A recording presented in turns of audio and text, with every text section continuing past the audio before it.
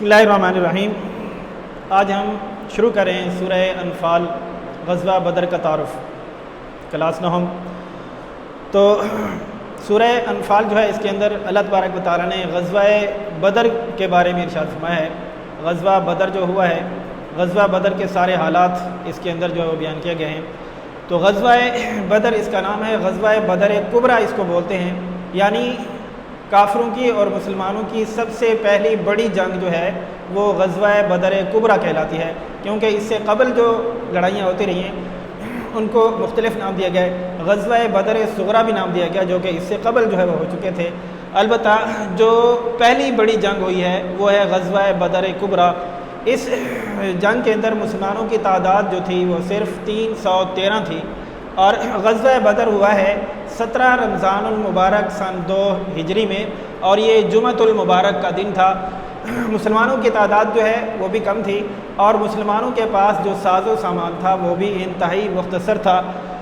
چنانچہ مسلمانوں کے پاس صرف 2 گھوڑے جو ہے وہ موجود تھے، اور 70 اونٹ جو ہے وہ موجود تھے، اور 7 زرہیں یعنی جو حفاظتی لباس تھا، مسلمانوں کے پاس صرف 7 زرہیں جو ہے وہ موجود تھیں، اور صرف 8 تلواریں جو ہیں مسلمانوں کے پاس موجود تھیں، جن کے ساتھ مسلمانوں نے کفار کا مقابلہ کیا اور اتنی بڑی جنگ جو ہے انہوں نے لڑی ہے۔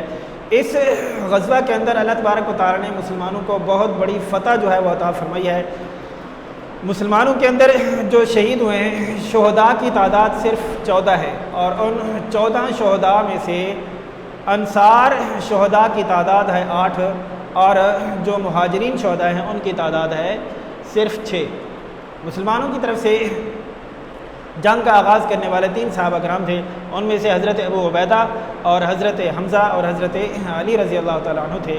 اور کافروں کی طرف سے جو تعداد تھی، کفار کی تعداد جو تھی وہ اس جنگ کے اندر 1000 جو ہے وہ تعداد تھی، اور ان کے پاس مکمل جنگی ساز و سامان موجود تھا، کھانے پینے کا سامان بھی ان کے پاس وافر موجود تھا۔ کفار کو اللہ تبارک و تعالیٰ نے اس جنگ کے اندر شکست فاش جو ہے وہ نصیب فرمائی، مسلمانوں کو فتح نصیب فرمائی۔ کفار میں سے 70 کافر جو ہے وہ قتل ہو گئے، اور 70 کفار جو تھے وہ گرفتار ہو گئے تھے، اور ان میں کفار کی طرف سے جو جنگ کرنے کے لیے آئے تھے، ابتدا جنہوں نے کی تھی وہ تھے، ایک عتبہ تھا، دوسرا شیبہ تھا، اور تیسرا جو ہے وہ ولید بن عتبہ تھا۔ عتبہ کے مقابلے کے اندر ابو عبیدہ رضی اللہ تعالیٰ عنہ جو آئے، اور شیبہ کے مقابلے میں حضرت حمزہ رضی اللہ تعالیٰ عنہ، اور ولید بن عتبہ جو تھا اس کے مقابلے میں حضرت علی رضی اللہ تعالیٰ عنہ جو ہے مقابلے کے اندر ہے۔ کفار کی طرف سے ایک تجارتی قافلہ جو ہے وہ موجود تھا، جس تجارتی قافلے کے تعاقب کے اندر مسلمان گئے تھے، اس تجارتی قافلے کا سربراہ ابو سفیان تھا۔